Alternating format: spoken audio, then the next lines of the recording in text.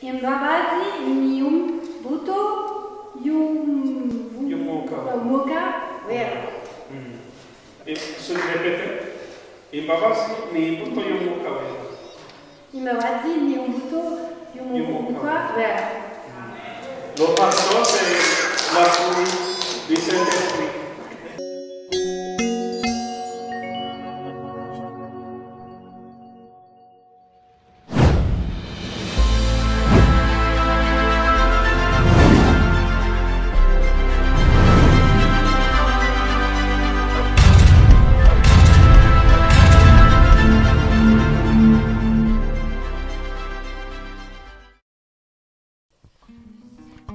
Bonjour, alors moi je m'appelle Claudia Schulz. Je suis ravie de revoir beaucoup de têtes que je connais bien, que je vois toutes les semaines, et puis découvrir donc des nouvelles têtes pour la première fois. Je suis la pasteur de la paroisse protestante de Haute-Pierre, qui célèbre tous les dimanches matins son culte dans ces lieux ici.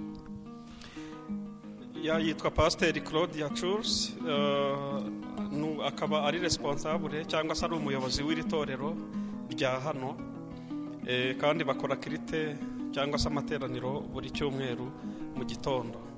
Yongeye kwishimira kubana natwe. Alors Félix a dit que vous êtes honoré que je sois là, mais moi je suis aussi honoré que vous m'invitez pour venir vous prêcher la parole de Dieu. Felix yishimiye ko cyangwa yifuje ko nagera hano, kandi nanjye numvishe mbyishimiye cyane kugira ngo dufatanye gusangira ijambo ry'Imana. Et je le dis pas pour vous simplement flatter, mais vraiment du fond du cœur, parce que nos églises ne sont pas les mêmes. Je viens de l'église luthérienne et vous êtes de l'église pentecôtiste, et je sais qu'il y en a qui ont aussi d'autres origines. Et donc le fait de pouvoir prêcher dans une église d'une autre tradition, c'est un grand honneur et une grande confiance, une démarche œcuménique qui me touche beaucoup. Nk'uko turi mu matorero atandukanye, muri abapantekote, abandi bari baturutse mu matorero atandukanye, rero nawe aturuka mu itorero ry'abaprotestante, rero iyo bamutumiye kugira ngo abwirize ijambo ry'Imana yumva rwose abyishimiye kandi ahawe umugisha. Et j'espère que je serai à peu près à la hauteur. Merci en tous les cas. Murakoze cyane. Ouais, murakoze. Murakoze.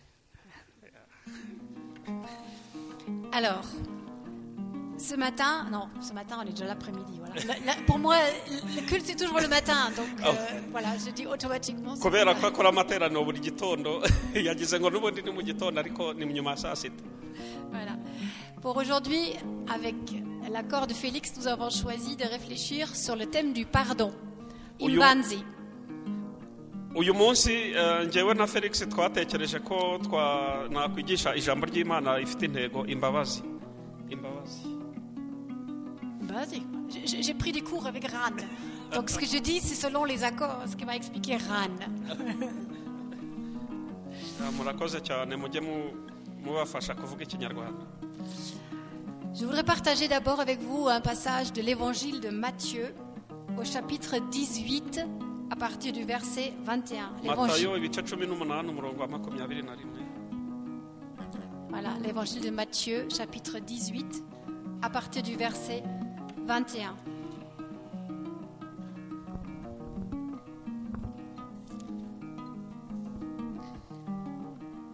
Alors Pierre s'approcha de Jésus et lui demanda: Seigneur, combien de fois devrais-je pardonner à mon frère s'il ne cesse de pécher contre moi? Jusqu'à 7 fois? Non, lui répondit Jésus. Je ne te dis pas jusqu'à 7 fois, mais jusqu'à 70 fois 7 fois. Traduit. Nuko Petero aramwegera aramubaza ati: Databuja mwene data nangirira nabi nzamubabarira kangahe? Ngeze 7?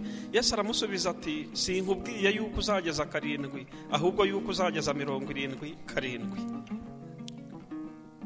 C'est pourquoi, voici à quoi ressemble le royaume des cieux. Un roi décida de régler ses comptes avec ses serviteurs.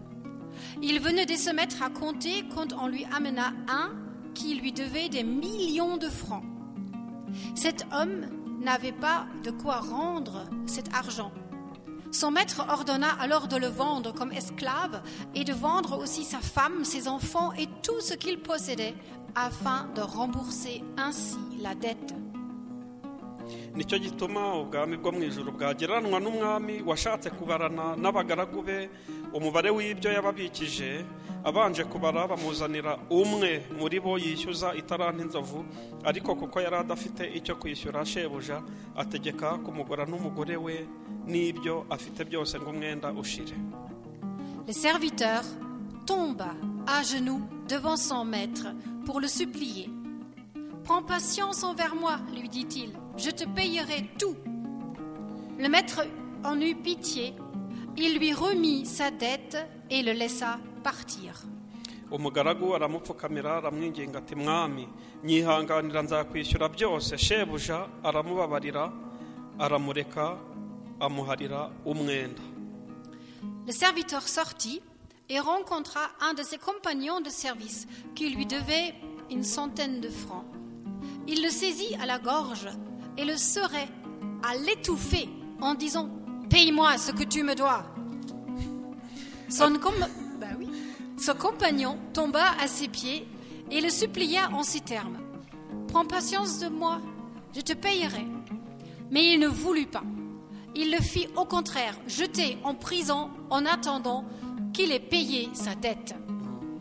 Ariko umugaragu arasohoka asanga umugaragu mugenzi we yagurije idenariyo 100 aramufata aramuniga aramubwira ati nyishyura umwenda wanjye. Umugaragu mugenzi we yikubita hasi aramwinginga ati nyihanganira nzakwishyura. Quand les autres serviteurs virent ce qui était arrivé, ils en furent profondément attristés et allèrent tout raconter à leur maître. Alors le maître fit venir ce serviteur et lui dit « Méchant serviteur, je t'ai remis toute ta dette parce que tu m'as supplié de le faire. Tu devais toi aussi avoir pitié de ton compagnon comme j'ai eu pitié de toi. » Le maître était très en colère et il envoya le serviteur en prison pour y être puni en attendant qu'il ait payé toute sa dette. Ntiyakunda maze aragenda mushyira mu nzu y'imbohe kugeza aho azishyurira umwenda. Abagaragu bagenzi be babonye ibibaye barababara cyane baragenda babibwira shebuja uko bibaye byose. Maze shebuja aramuhamagara aramubwira ati wa mugaragu mubi we naguhariye wa mwenda wose kuko wanyinginze nawe ntiwari ukwiye kubabarira mugenzi wawe nk'uko nakubabariye. Shebuja ararakara amuha abasirikari kugeza aho azamarira kwishyura umwenda wose. Imana idufashe. Que Dieu nous guide dans notre écoute de la parole, dans ce que nous allons dire, et que le Saint-Esprit nous inspire dans notre écoute, dans notre réception et interprétation des mots de l'Évangile. Amen. Amen. Imana idufashe kandi umwuka w'Imana atujya imbere kugira ngo ari byo tuvuga byose biherekejwe n'iri jambo kugira ngo bigire icyo bikora mu mitima y'abantu. Amen. Amen. Chers frères et sœurs, moi je voudrais parler du pardon sous 2 angles. 1, comme un défi et 2, comme un cadeau. Ndashaka kuvuga bavandimwe ndashaka kubabwira imbabazi ariko nitwaje amagambo abiri cyangwa se mu ngingo ebyiri. Ya mbere kuba ari ikintu kitoroshye kubabarira cyangwa kubyakira, ikindi ariko nk'impano. J'imagine que nous connaissons tous cela, de tout petit jusqu'à tout âgé. Un ami, une sœur, mon parent m'a fait mal par une parole, par un geste, par une agressivité ou par un oubli. Nzi ko buri wese yaba ari umuto cyangwa umukuru asobanukiwe neza ibyerekeranye n'inshuti cyangwa se umuvandimwe mu gihe yampemukiye. Je suis fâché, Ndababara, vexé, blessé. ndakomeretswa. Je suis en colère ou triste ou déçu. Nshobora kugira umujinya uburakari. Alors que faire? Comment réagir? Ni iki nakora mu gihe bigenze gutyo? Je ne peux pas ignorer la personne parce qu'elle est trop proche de moi. Elle est importante pour moi. ntabwo nshobora kwirengagiza uwo muntu kuko ni umuvandimwe ni mugenzi wanjye andi iruhande cyane amba bugufi. Alors, est-ce que je lui rends l'appareil? Est-ce que je me venge, hurle, trépigne des pieds? Ou est-ce que je cogne parce que je suis tellement fâchée? Autrement dit, est-ce que je me laisse déborder par mes sentiments? ese nshobora kumukorera nk'ibyo nkoze? ese nakora iki mu gihe bigenze gutyo? ese nabwo nshobora guturitswa cyangwa se guhangayikishwa n'ibintu yankoreye biri mu mutima wanjye? Alors, les enfants, ils sont en général comme ça. Hein? Je trépigne quand je suis très en colère. Hein? Quand maman dit non, c'est dur, voilà. Alors j'entends la question de Pierre. Seigneur, combien de fois dois-je pardonner à mon frère? 7 fois? 7 fois? ese nshobora kugaruka noneho ku kibazo cya Petero yabajije Yesu, ese byibuze nababarira 7? Je ne sais pas si vous entendez aussi le léger agacement dans la parole, dans la question de Pierre. Parce que dans le judaïsme, on considérait qu'à pardonner quelqu'un qui nous a blessés 4 fois, c'est beaucoup et c'est même suffisant. Pierre yabajije 7 mu gihe abayuda bo deja kubabarira umuntu byibuze kugeza kuri 4 ari inshuro nyinshi cyane, mbese biba byarenze urugero. Alors Pierre propose de pardonner 7 fois, ce qui montre sa bonne volonté, son indulgence, même sa générosité vis-à-vis d'un frère qui a l'air de l'énerver beaucoup. noneho Pierre we yibajije niba basi umuntu yarenze izo nshuro enye basi akihangana akaba yageza kuri 7. Parce que je pense que nous ne nous rendons pas toujours compte, mais il y avait sûrement des conflits aussi dans le groupe des 12 disciples qui suivraient Jésus-Christ, comme dans tous les groupes où la vie communautaire est intense et forte. ngira ngo murabizi nk'abantu nyine bari hamwe no mu ntumwa 12 za Yesu, uko byasa kose ntihaburaga ibibazo nk'uko muri buri groupe hose ibibazo bitajya bibura. Alors, combien de fois faut-il pardonner à un frère ou une sœur? 7 fois? noneho n'inshuro zingahe nababarira umuvandimwe wanjye cyangwa mushiki wanjye yampemukiye? byibuze kugeza kuri 7? Et Jésus répond, non, pas 7 fois, mais 70 fois 7 fois. Qui est bon au calcul mental? Ça fait combien? 400. Laisse-les réfléchir un peu.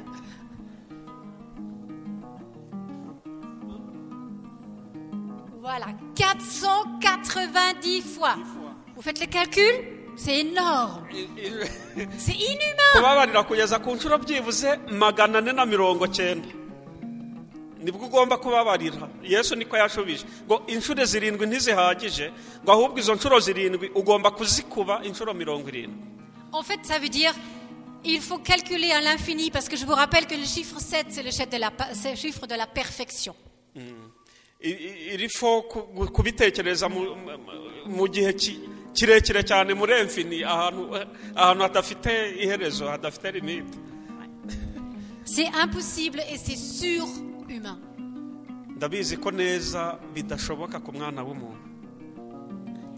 L'enjeu, je vous le dis quand même, n'est pas d'être totalement mou ou naïf ou de tout laisser passer, mais l'enjeu de ce pardon ou de ces nombreux pardons, c'est la réconciliation dans l'Église, dans la communauté, avec ceux qui nous sont proches. Ntabwo tugomba kuba injiji cyangwa kwirengagiza icyabaye bitewe nuko wenda wakomeretse, ariko nabwo mumenye neza ko kubabarira ari uburyo bumwe bwo kugira ngo twongere twiyunge n'abaduhemukiye cyangwa se n'itorero muri rusange. Il s'agit de rétablir la relation qui était abîmée, rompue par l'offense. Ni uburyo bwo kongera gusanasana isano yari iri hagati yacu yangiritse. C'est un défi, un grand défi. Le pardon est un défi. C'est difficile. Gusa ntabwo byoroshye kubabarira. Je pense qu'en théorie, nous sommes d'accord. Il faut pardonner. Mu magambo yo tubivuga twumva byoroshye kubabarira. Mais dans la réalité, quand nous sommes vraiment blessés par une parole, par quelqu'un, quand nous considérons que c'est quelque chose qui vraiment dans notre sens n'est pas pardonnable, alors ça devient très dur. ariko mu by'ukuri iyo dutekereza ku bikomere twagiriwe cyangwa ku magambo batuvuze biradukomerera cyane kubabarira. Lorsque je pense que je suis dans mon bon droit, ce que j'ai fait est juste et que l'autre n'a rien à me dire, ça devient impossible. Ndabizi neza ko nyine mba ndi mu burenganzira bwanjye, iyo rero bishatse kuba ukuri ngo ukure bya bindi muri teori ubishyire muri pratique, ndabizi ko ari ibintu bigomba gukomera. Et je pense que c'était des choses comme ça aussi, entre Pierre et ses copains, Jacques, Judas, Timothée et tous ceux qui étaient là. Mais l'important que Jésus veut souligner avec cela, c'est ne pas d'avoir raison, mais de retrouver la relation et de préserver l'unité de l'Église, du groupe dans lequel je vis, dans la famille, dans la communauté. Et cela dépasse vraiment ma propre petite personne et mon propre petit ego. Nkeka ko ariyo impamvu Petero yabajije kiriya byari biturutse mu imibanire basanzwe bafitanye n'abandi bigishwa, noneho rero ashaka kubaza kuriya, ariko Yesu nawe yashatse kubasubiza kuriya kugira ngo yongere mu by'ukuri atange umuti wazana ukuri. Je voudrais vous donner un petit exemple concret pour montrer à quel point les choses peuvent être difficiles. Ngiye kubaha urugero rubereka ko rimwe na rimwe ibyo tuvuga biba bigoye kubikora. Nous sommes partis il y a 15 jours à la retraite de catéchisme avec des jeunes, et Ran était avec nous d'ailleurs, et aussi son frère King. Et nous avons parlé d'un pasteur allemand qui était résistant au système nazi et à Hitler. Ngiye urwo rugero nabahaga mu gihe cyashize twagiye mu mwiherero n'abajene, kandi harimo n'abari barimo nabo baraha, haza umupasi b'abanazi. Il a pris parti pour les juifs qui étaient persécutés et exterminés, génocide sous Hitler. Il a lutté pour une église indépendante des pouvoirs et courageuse contre ce régime dictatorial et ségrégationniste. Il était parti. Il a lutté contre. Il a lutté contre. Contre Hitler, oui. Ok. Donc yarwanyaga cyangwa se yarwanyaga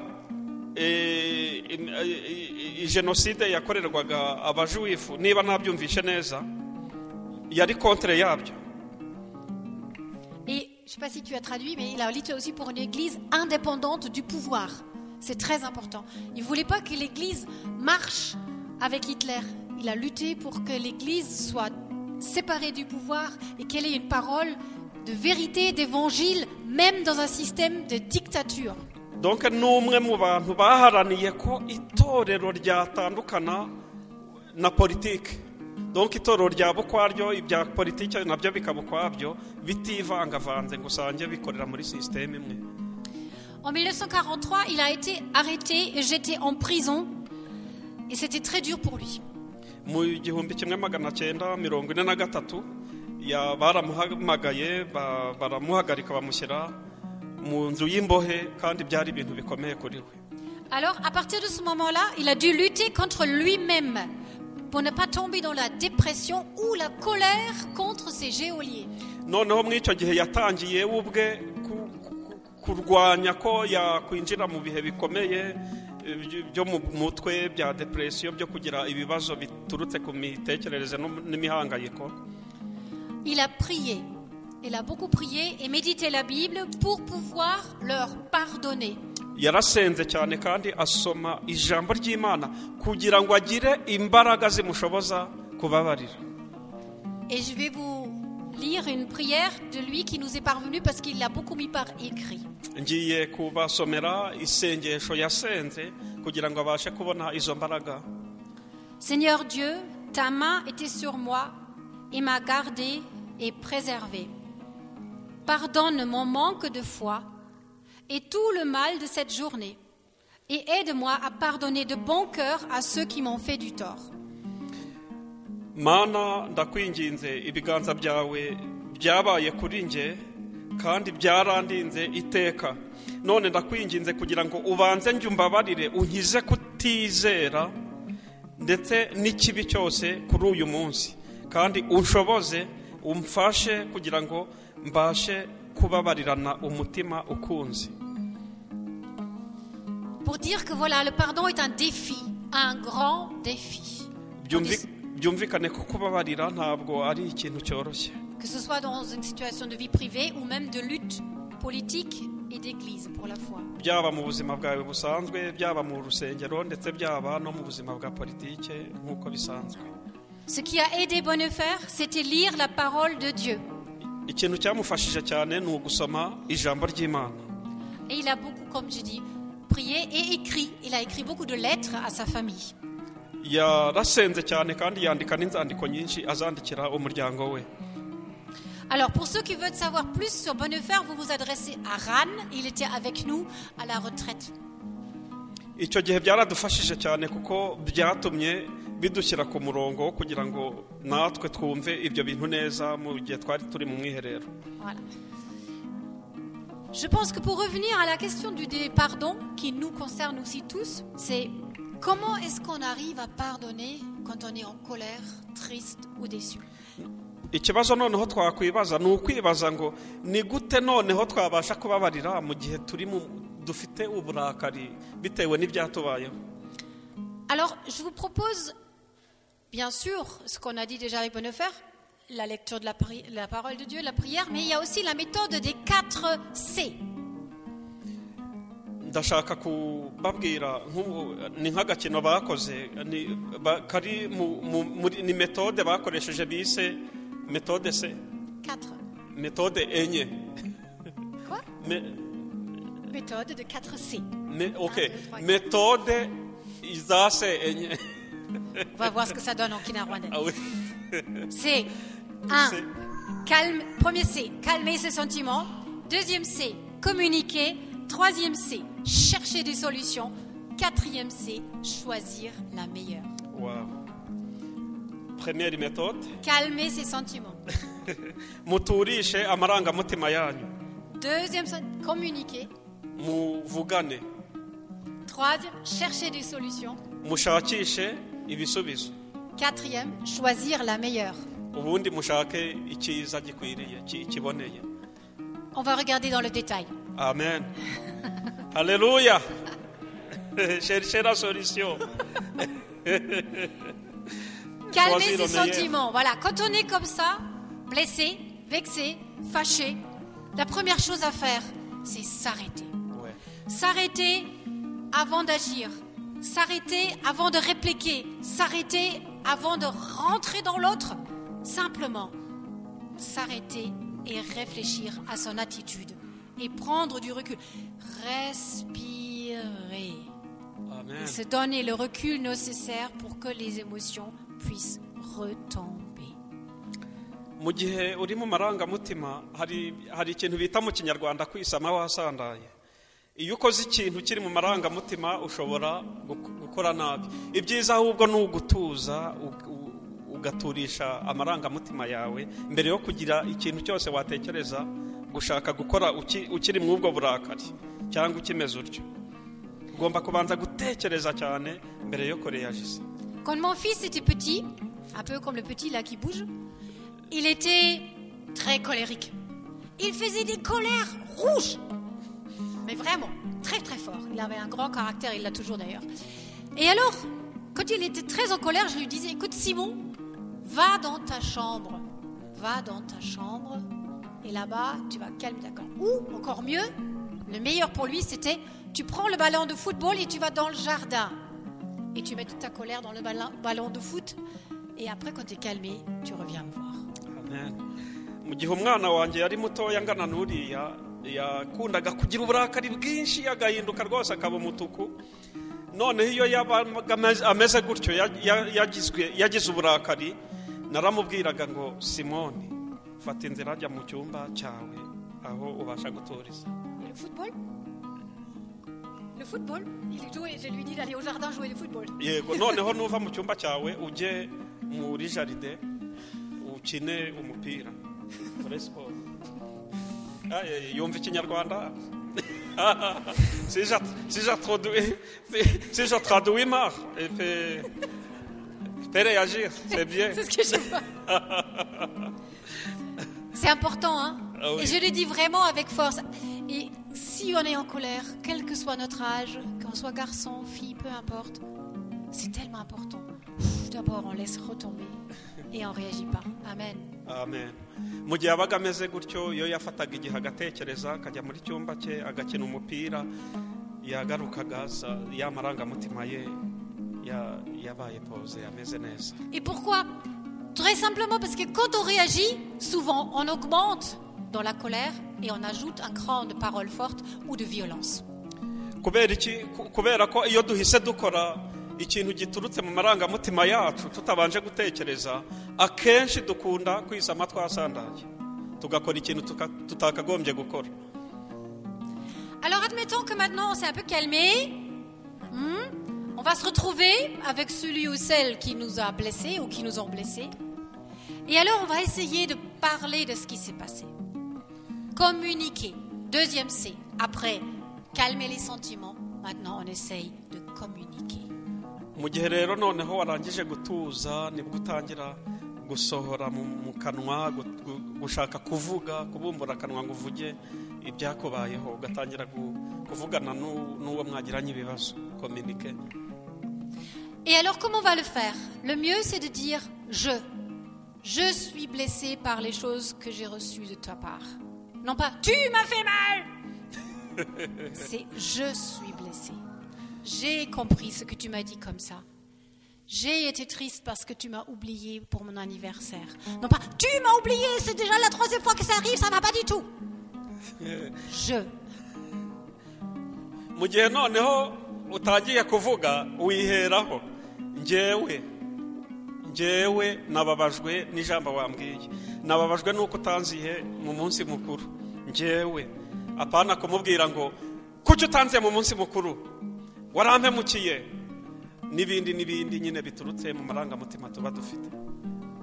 Tout à fait. On est d'accord. Et au besoin, si on n'arrive pas à se parler, peut-être qu'on demande à un tiers extérieur à venir, à écouter pour dire attends, laisse-le parler tranquillement. T'as pas encore écouté jusqu'au bout. Ne lui coupe pas la parole. Laisse-le parler. Parfois, ça peut aider. D'ailleurs, dans le passage juste avant que je n'ai pas lu pour ne pas faire trop long, Jésus, il propose ça. Quand il y a un conflit dans l'église, il dit d'abord prends ton frère tout seul, discute avec lui pour essayer de trouver une solution. Et si ça ne va pas, tu ajoutes une autre personne, un ancien, quelqu'un d'autre de l'église, et vous essayez ensemble de vous parler, de trouver une solution. Mu gihe noneho mutabashije kuvugana mwembi mushobora gushaka undi muntu wa gatatu kugira ngo abashe kujera amarangamutima yanyu. Mu gihe umwe atangiye kuzamuka ahita amubwira ati buretse banza ureke avuge mu gihe byananiranye mushobora nabwo nanone gushaka undi muntu kugira ngo mubashe gukaruma ibiri mu marangamutima yanyu. T'as dit que j'ai parlé du passage avant? Oui. Je vérifie. 3e C. Chercher des solutions. C ya gatatu mugomba gushaka ibisubizo. À la différence des deux autres avant, ça veut dire que les deux doivent maintenant trouver une solution. Itandukano riri hagati ya seza mbere n'iyi nuko izo zombi nyine iyo mudashobora kubona solution donc iya gatatu ntimushobora kuyigeraho mutarakora ziri ebyiri. Ça demande de la créativité, de l'ouverture, de la volonté de chacun, que chacun veut bien aller faire un pas vers l'autre pour pardonner. Bisaba kuba buri wese abasha kubyumva agafungura umutima we kandi akabasha gutuza kugira ngo mubashe kugera kuri rwa rwego koko rwo kubabarira. Et dans les solutions qu'on propose, 4e point, on va choisir la meilleure, celle où chacun se sent gagnant, de sorte à ce qu'il n'y ait pas un perdant et un gagnant. Noneho tugiye noneho twarangije ziriya tugeze ku yindi noneho yo kureba ni iki cyiza kiboneye twakora ni iki gikwiriye noneho. Vous voyez, tout cela nous montre à quel point le pardon est un défi, un combat, que ce n'est pas facile. Ibi byose biratwereka izi etape zose tunyuzemo nyine zishaka kutwereka neza ko kubabarira ntabwo ari ikintu cyoroshye ndetse ni ibintu bikomereye umwana w'umuntu kugira ngo abigereho. Mahatma Gandhi, libérateur de l'Inde du pouvoir colonial anglais, a dit « Le faible ne peut pas pardonner, pardonner appartient au fort. » Uyu mugabo yaravuze ngo kubabarira ntabwo bishobora gukorwa n'abantu b'abanyantege nke ngo ahubwo kubabarira burya ngo bikorwa n'abantu b'abanyembaraga. Donc bigusaba kugira imbaraga zihagije kugira ngo ubashe kugera kuri iyi ntego, kuri iyi etape yo kubabarira. Et dans notre livre de catéchisme, il y a écrit le pardon, c'est la force des héros. Le pardon, c'est la force des héros. Igitabo bigishirizamo wenda nk'abo twakwita abanyamubatizo, abana batoya b'abajene, harimo ijambo, umurongo uvuga ngo kubabarira ngo ni iby'abantu b'intwari. Kubabarira ni abantu b'intwari nibo baba bafite. Iyo ubashije kubabarira uba uri intwari. Et le plus fort de tous, celui qui pardonne le plus fortement, c'est Dieu. Imana. Yego. Hein? Imbazi? Imbabazi z'Imana. Imana, voilà. C'est ça. Le pardon. Ngo Imana yonyine niyo ngo ifite imbaraga nyinshi kuri iki kintu cy'imbabazi. Sinzi nawe mubyumvishe neza. Imana niyo yonyine iri foro, niyo ifite imbaraga nyinshi zuzuye kubabarira. Pour lui, le pardon qu'il nous offre est un cadeau. Kuri we imbabazi atugirira ni impano. C'est donc le deuxième point après le pardon un défi, le pardon un cadeau. Niyo mpamvu natekereje ngo kubabarira ntabwo ari ikintu cyoroshye, ariko nanone kubabarira ni impano. Dans la parabole que Jésus raconte après avoir été interrogé par l'apôtre Pierre, il y a cette histoire du roi Seigneur qui accorde la remise de la dette à son serviteur parce qu'il est ému, parce qu'il a eu pitié.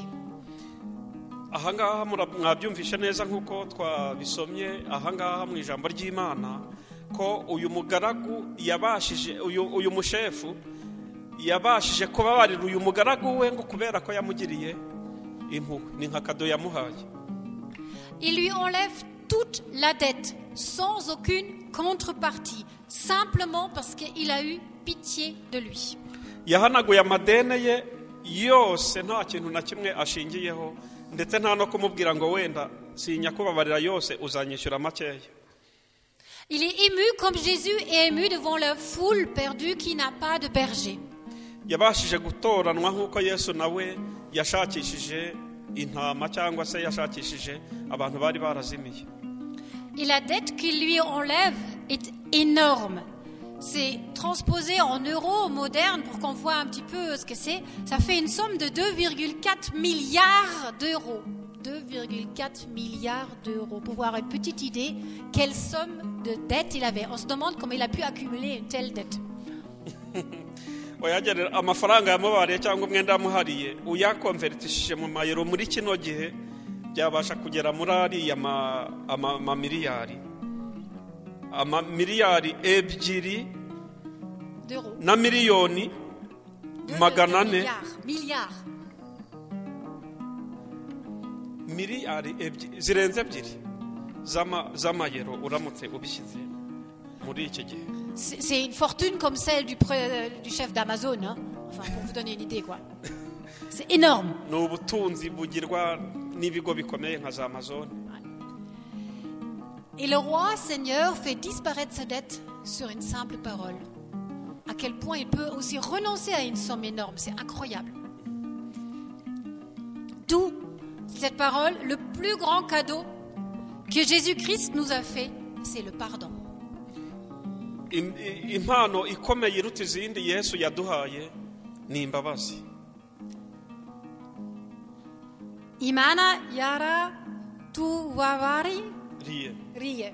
Ego. Dieu nous a pardonné. Oui. Imana aratubabariye. Bah, je fais comme je peux, hein. Lorsque Isaïe, le prophète Isaïe, pousse son cri vers Dieu en disant « Je suis perdu, car je suis un homme dont les lèvres sont impures », l'un des séraphins touche sa bouche avec une braise et déclare « Ceci a touché tes lèvres, ta faute t'est enlevée, ton péché est pardonné. » Amen. nk'uko Yesaya nawe nk'uko tubibona mu ijambo ry'Imana aho yabashije kudekarara aravuga ngo nari naratakaye nari umuntu wihebye watawe ngo ariko noneho ngo wowe warambabariye ibyaha byawe urabibabarirwa. Le pardon, c'est la grâce de Dieu qui vient se poser sur notre péché pour le guérir et l'effacer. Imbabazi ni ubuntu bw'Imana buza ni ubuntu bw'Imana butuzaho kugira ngo buhanagure ibyaha byacu kandi bidukize kandi bihanagure amakosa yacu yose ndetse n'ibikomere byacu. C'est comme la dette du serviteur. Jamais il aurait pu rembourser de son vivant, mais à sa humble demande, quand il se prosterne par terre et que vraiment donc il regrette cette dette, le pardon lui est accordé, c'est-à-dire la remise totale de la dette. Amen. Ni kimwe nuko waba ufite amadeni utazi n'ukuntu uzabasha kuyishyura, ariko umuntu akaza akakubwira ngo amadeni yawe yose nguhaye kado yuko uyakuweho nta mwenda n'umwe ukikubarwaho. Alors je vais expliquer ça un peu autrement. On imagine. Alors j'aimerais avoir un ballon, mais je n'ai pas de ballon, donc j'ai pris le petit canard. Alors imaginez, Dieu, il est comme un ballon, ou comme ce petit canard, qu'on tient au bout d'une ficelle. Et notre péché, c'est la forme de ciseaux. Voilà. Qui coupe le fil qui nous rattache à Dieu. Parce que le péché, c'est ça. Ça rompt la relation avec Dieu, comme avec d'autres. Mais le pardon de Dieu, c'est quoi? C'est que lui, il prend les ficelles, les deux bouts, et il les noue de nouveau ensemble.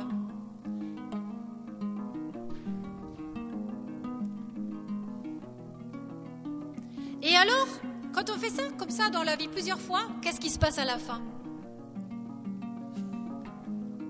La ficelle est de plus en plus courte. Avec chaque pardon accordé, nous nous rapprochons de Dieu. Amen. Mwabibonye ku buryo imbabazi zimeze ni nk'umugozi aba ari nk'umugozi iyo tumeranye neza n'Imana aba ari nk'umugozi nyine utuziritse ku Mana. Icyaha nicyo cyonyine cyiza kikadutandukanya n'Imana kigaca bwa busabane twari dufitanye n'Imana. Noneho iyo Imana iyo duhaye ya kado y'imbabazi ni nkaho ya migozi yatandukanye na cya kintu bita imbabazi. Noneho uko bagenda bongera bateranya niko imbabazi zigenda zirusha kugenda zitwegereza Imana kuko atwete. Dukomere Imana mu haleluya.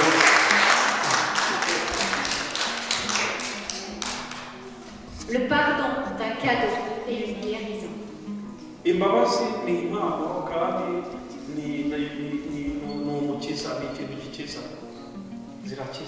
si nous prenons conscience vraiment de tout cela, nous comprenons que le comportement du serviteur pardonné et libéré à l'égard de son compagnon est extrêmement brutal et violent.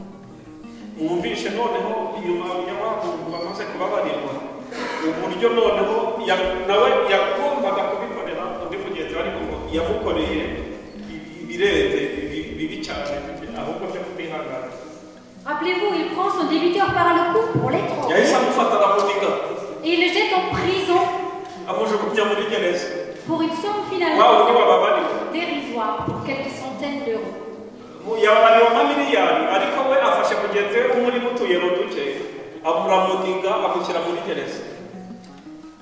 Jésus rappelle alors aux disciples et à nous aujourd'hui que le pardon nous est offert par Dieu pour nos dettes, pour nos offenses. Et nous sommes invités à notre tour à l'humilité, aux confessions de pardon dans l'Église et aussi dans nos communautés, dans les groupes dans lesquels nous vivons et dans nos familles, afin que les relations puissent être restaurées.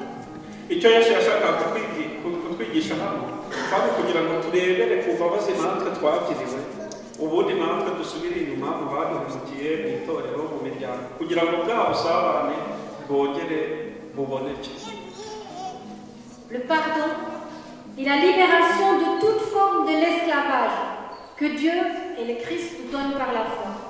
Nous n'avons pas à acheter cette liberté, on ne pourrait jamais l'acheter, elle nous est offerte. imbabazi ni ikintu cyaje kidukura mu bucakara tutari kubasha kubona ikiguzi twabura kugira ngo tubashe kubusobokamo. Le pardon des péchés n'est pas simplement la remise d'une dette ou l'excuse de nos bêtises. C'est l'annulation pure et simple des biens et entraves qui nous empêchent de vivre l'évangile.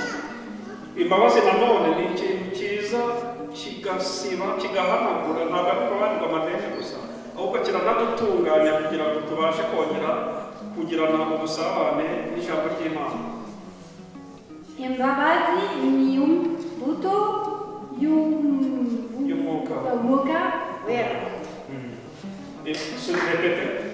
Imbabazi ni imbuto y'umwuka wera. Imbabazi ni imbuto y'umwuka wera. Le pardon, c'est la fruit du Saint-Esprit. Le serviteur échappe à l'esclavage grâce au pardon du Seigneur. Mais ce pardon reçu et vécu ne l'a pas encore vraiment guéri et libéré intérieurement. C'est pour ça qu'ils sont bons à son débiteur. Uyu mugaragu yabashije guhunga ubucakara bw'amadeni kubera imbabazi. Son exemple est un appel à nous, les lecteurs, les auditeurs, ceux qui lisons l'Évangile aujourd'hui, de réaliser pleinement que la justice de Dieu est miséricorde et que son pardon, c'est la libération pour vivre au quotidien son Évangile. Iri mushaka kwereka neza uru rugero Yesu yatanze rurashaka kutwereka neza ko natwe tugomba kubaho mu bwisanzure bwose mu buryo bwo kuviva cyangwa se bwo kubana neza n'icyo ijambo ry'Imana ridutegeka. Et nous témoignerons ainsi dans notre vie que nous sommes pardonnés, aimés par Dieu et que nous pouvons aussi à notre tour pardonner et aimer. Nk'uko rero natwe tubiririmba buri munsi tubivuga niba twarababariwe natwe tugomba kugira imbabazi ndetse no gukunda. Et je terminerai avec une parole de l'apôtre Paul qui est vraiment un appel à vous tous et à moi-même aussi bien sûr. Ndashaka kurangiriza ku ijambo Pawulo yavuze. Deux épîtres aux Corinthiens, chapitre 5, versets 19 et 20. Abakorinto ba kabiri. Corinthiens 5, ibice 19 à 20. Par le Christ, Dieu agissait pour réconcilier tous les hommes avec lui sans tenir compte de leurs fautes. Nous vous en supplions, au nom du Christ, acceptez d'être réconciliés avec Dieu. Amen. Amen. Abakorinto ba kabiri ibice 5 umurongo wa 19. Kuko muri Kristo ariko Imana yiyugiye n'abari mu isi ntiyaba ikibabaraho ibicumuro byabo kandi noneho yatubikije ijambo ry'umwuzuro. Amen.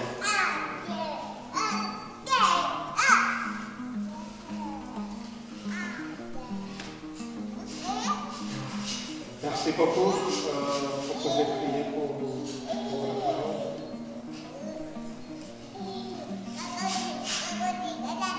Seigneur, nous te rendons grâce pour cette parole qui nous vient de si loin, d'un monde culturel si différent. Qu'elle nous touche et qu'elle est encore parole de vie pour nous aujourd'hui. Permets, Seigneur, ce que nous avons partagé, écouté dans 2 langues différentes, transforme nos vies, porte du fruit,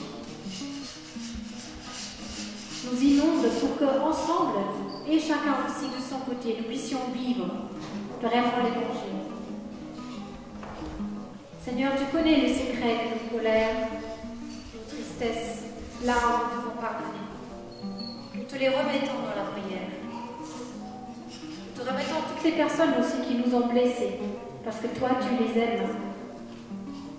Aide-nous, Seigneur, à pardonner, parce que toi, tu nous as pardonné tout ce que nous avons dit, fait, parce que nous sommes des êtres humains, avec nos limites et nos fautes.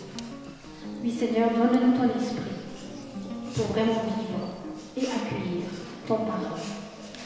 Au nom de Jésus-Christ, notre Seigneur et notre Sauveur, nous t'avons prié. Amen. Amen.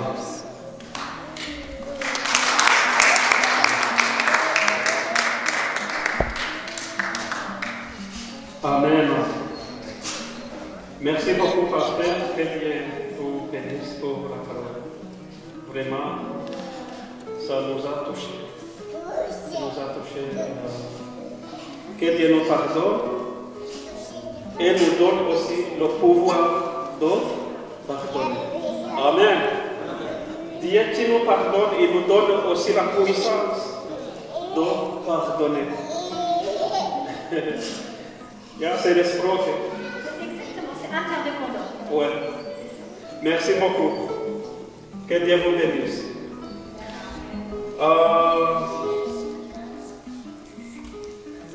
On va donner l'occasion à Joël. Il a le remerciement de Dieu, il a un petit témoignage. Donc, elle va le faire avant qu'on arrive dans le moment de donner les dîmes et les offrandes dans la maison du Seigneur. Mais avant, il va dire quelque chose.